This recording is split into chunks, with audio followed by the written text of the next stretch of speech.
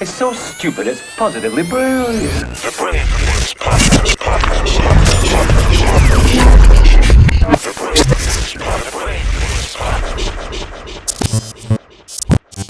MJ Doc, what you thought of this week? The best episode so far. I mean, this is you get into the cost of greatness, man. You get into what he believes the cost of greatness is.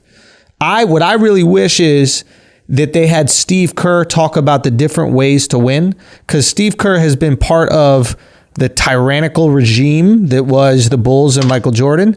And he's also been part of the free-flowing hippie regime that is the Golden State Warriors, where everybody's high-fiving. And that's why they lost. Well, they also won, though. That's why they lost. Michael Jordan. If Michael Jordan had that team around him, they'd be on championship number 6 right now, or 7. 100%. Who the fuck knows? Nah, you're right. Now, listen, you're 100% right. That being said, I'm curious about Kerr's experience in both and going, I wonder if he would say, you know what? I'd rather not win as many and enjoy coming to work every day than win them all and literally be frightened every single day of my life. There is absolutely no reason to take Michael Jeffrey Jordan personal if you're coming in there and doing your fucking job to the best of your ability.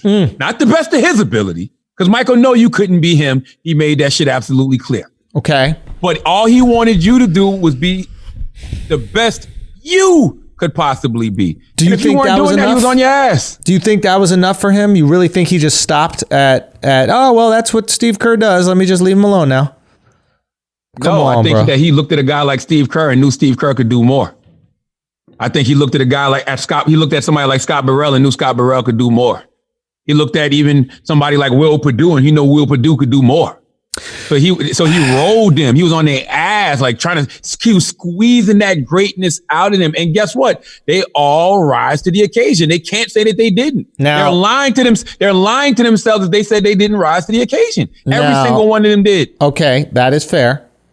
And I will assist your argument, because I don't think he rode a guy like Rodman, because Rodman did what already? Woo! Showed up every fucking day. He gave it all. Showed up. A maniac. He was a maniac like Jordan. Mm-hmm. He was a maniac. What did he say about Scottie Pippen? He'll pick you up 94 feet. He'll play D the whole fuck. So maybe the guys. So this is a good argument for Jordan. That being said, in order to get all the juice out of you, it's going to sacrifice some of your joy. And I wonder if they would have rather had more joy and less rings. And Kerr can speak to that. Nah. You say no. No. I'm saying, only reason I'm saying no is because ain't none of y'all on The Last Dance. If that's how you would have played the game. It's Steve Kerr averaged, let me look up Steve Kerr. Steve Kerr averaged like 4 points a game, right? Hold on, let me see Steve Kerr. The only reason we care about Steve Kerr is because he had a successful coaching career. That's all I'm saying. It has nothing to do with his play as part of the Bulls. But the Bulls too, though. We remember Steve from those teams. No, we remember him, but the only reason that he has a place in this documentary that was as big as it was in those last few is because he is a famous person in sports. Like, and because Jordan punched him in the face. Yeah, and that story isn't even included if Steve Kerr doesn't go on to like win championships. Like, I think if he's just... Yeah, it would. I don't... like, how many people he punched in the face? He probably punched 15 people in the face on his team. You're right. They interviewed Will Perdue. Say what? They interviewed Will Perdue. They interviewed Bill Winnington. They interviewed Scott Burrell. Yeah, okay, I'll give you that. They did. You know what I'm saying? Yeah, I'll give you that. But maybe they're just including the most interesting interviews with the most, like, interesting perspectives on him. Maybe.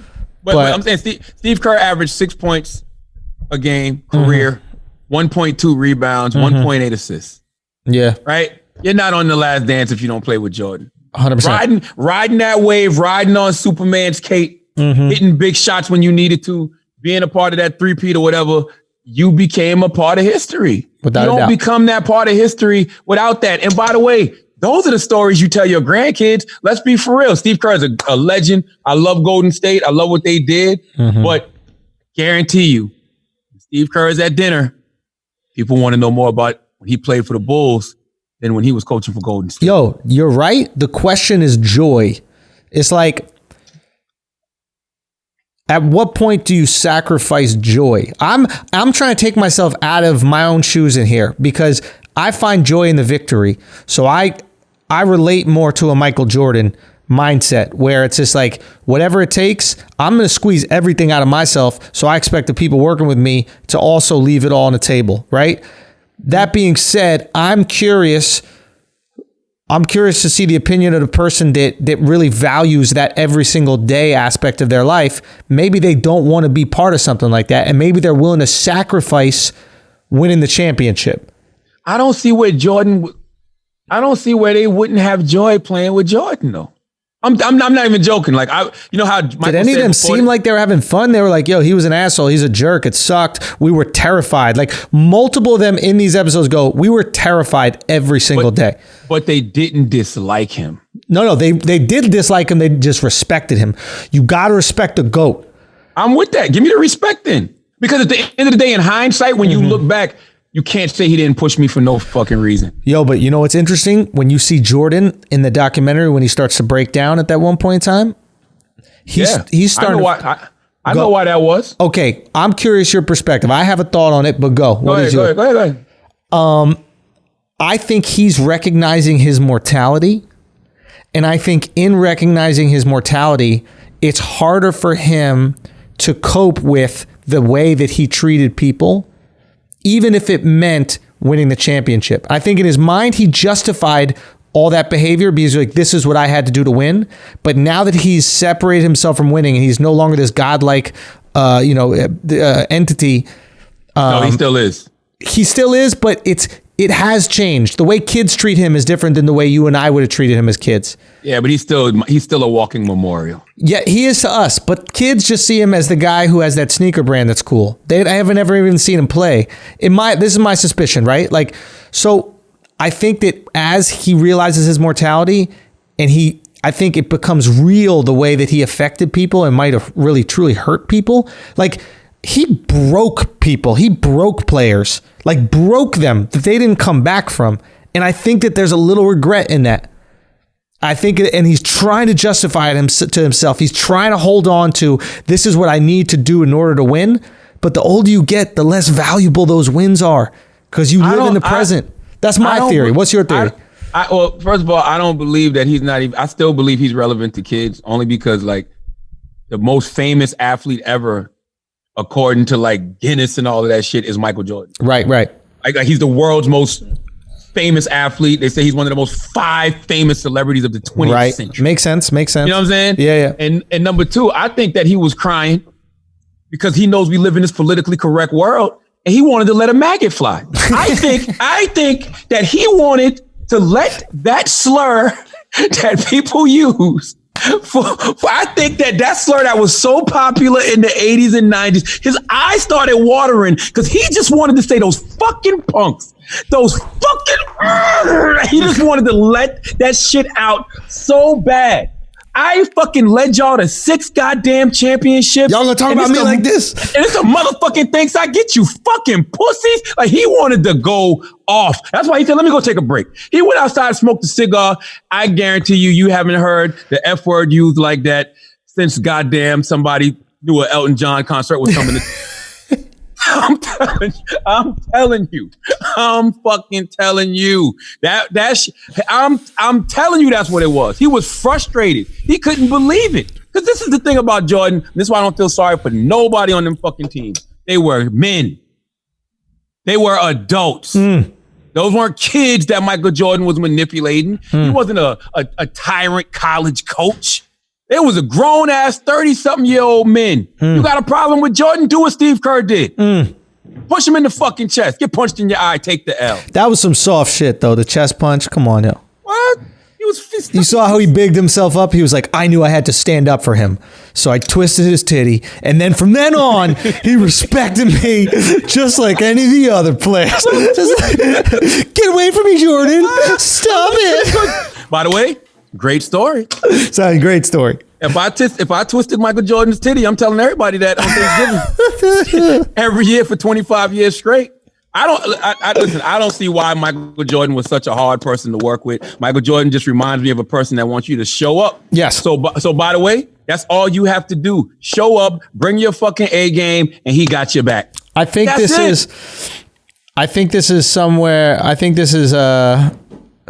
you just relate to him and your expectations of yourself and the people around you. And I do as well. And I think that it's easier for us to accept his behavior because our behavior at times has probably been more similar. Absolutely. Whereas I'm sure you've worked with people who don't subscribe to that, and it's probably really hard for them to get his behavior. And they don't win. And that's the truth. That's the shit Jordan said that was so true. Yep. Like y'all don't want to win. Y'all never won anything. Yeah, you never won anything. Yup. God damn. Yup. It's the truth. It's the truth. But yo, you know what I noticed from this?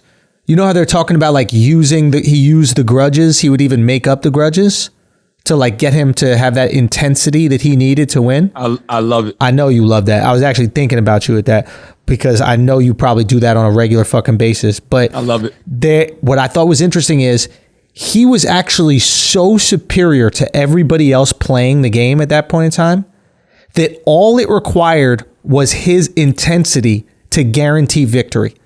That's what people don't recognize. Yes. He was so superior that the game was actually boring to him. So he needed a grudge or a reason to have that focus. And once he applied that focus, you could not beat Jordan. Unbeatable. I agree with you. And I have never seen a urban legend, a conspiracy theory addressed so eloquently and such a button put on it that you can't even dispute why he initially walked away after the first three-peat. When they show you Michael Jordan's life and how he was a prisoner of his fame. Yeah. And he couldn't go anywhere. Yeah. And it's just like, you could tell like he didn't really like that shit. Yeah. Like, and the only reason he came back for the three-peat was because Michael and Magic and Bird had never done it. Because you got to think, at the time, Magic and Bird was the bar. Exactly. Yeah. Until Michael became the bar. Michael was like, okay, once I get this three-peat, I don't care if Magic got more rings than me. Yep. You know what I'm saying? Bird, I think Bird got 3. He was like, I did something they never did before. Yep. I'm out. You take that and put on top of that, his father got killed. Right? It's like, I'm out. Yep. I've accomplished everything I need. Because right here is fucked up. Yeah. Michael Jordan has such a high emotional IQ. The mental was fucked up. His emotions were fucked up. I can't go out there and perform. You know what I'm saying? Yeah. Imagine you was a dirty, and don't think people wouldn't have done this. Imagine you was a dirty ass fucking trash talker. Oh, they be talking about it. Yeah, 100%. Oh my God. 100%. Oh my God. They've been saying shit about his dad. Wild shit. 100%. Okay, maybe the players wouldn't have. The writers would. The writers would, and the people in the fucking stands? 100%. Oh my God. The people in the fucking stands, and he would have been out of it mentally. So for him to go take that break for a year and a half, like, that shit made so much sense to me. I totally understood it. Yeah. Like when there was the one reporter on there who kept saying everybody wanted to know why. He just fucking told you why. Yeah. What the fuck you mean? Why? I also think like you know how like when a werewolf has such like an intense experience being a werewolf that when it's done, the guy just wakes up in the middle of a forest and he's like, what the fuck happened? You know? Yeah. I think Jordan taps into an intensity that few human beings are capable of tapping into outside of like a fucking baby being stuck under a car that you need to lift up. You know, I think he taps into an intensity that is so pinpointed that there's a cost to that shit. And he did that for 8 years in the league or however many years it took him to get his first championship and then win 2 more. I literally think he was fucking exhausted. I think you get exhausted by that. He was. He said he was mentally exhausted. And then add the dad shit, add all the other fuck shit. It's like, nah, forget it. I'm out. Like that shit made so much sense to me. I don't know how anybody could ever argue that. That shit wasn't no gambling. It wasn't no suspension. It wasn't none of that. Nah. Like that shit, it's hard for us to fathom that because we've never performed at a level like that. Right. You've never been the most famous motherfucker on in the planet. World. You don't know the stress that comes with that. That's what I'm saying. Yeah. Like you don't want to be a prisoner to your success, but guess what? That's what comes with it.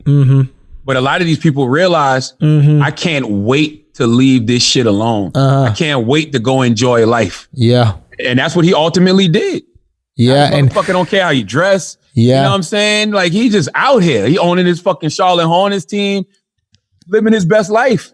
I love it. I've never seen anything like Michael Jordan. That scene when he was in that locker room with that baseball bat, smoking that cigar. That was iconic. He just lost to the Charlotte Hornets. Iconic. I'm getting that shit framed, bro. No, it wasn't after the loss. It was before the game he was about to play and embarrass BJ Armstrong. Yeah, because he had lost. He had lost the game before. Oh, I thought you meant it was like right after that game. Yeah. He had lost the game before. We're on the same page. But him sitting there with the bat. Iconic. Smoking a cigar. And the dude's like, I forgot who he was talking to. I think it might have been Ron Harper. He was like, are you upset? It's like, no. What I got to be upset about? Knowing he's pissed the fuck off. Oh, my God. Oh, my God. Just next level. But, bro, dude, taking the hacks. Like that, bro. Dude, taking the hacks with that bat. Cigar in his mouth. Like, that's something out of a cartoon. That's something a supervillain does in a movie. Yes, right? Man. That is a Marvel movie supervillain. Has a bat that he's hitting like this in his hand while smoking a cigar before he goes and, handles his business. What about when he's turned into Lil Duval? When he was like, what that mouth do, ho? What the fuck was he saying? When he was talking to Burrell? Yeah, he was like, what? He was like, you fucking hoe. You bitch, you hoe. Bitch ass hoe. Yeah. I'm like, that's how I know he let the maggot fly. Oh, they did some clever editing for sure. Listen, I know for a fact that word got edited out of The Last Dance at least no less than 756 Keep times. it 100. You barely hear him say the N-word. I don't even know if he says the N-word once. Yeah, you think Jordan wasn't dropping the N-bomb? Listen, Scotty, Jordan, all of them. Come on, bro. Yeah, the only person that came close to saying it was Carmen Electra. No. When Jordan walked in the hotel room? Yes, she was quoting. Exactly. She was quoting Jordan, and they just cut it right when she was let that. She was like, Michael walked in and said, and they just cut it. She's the only one.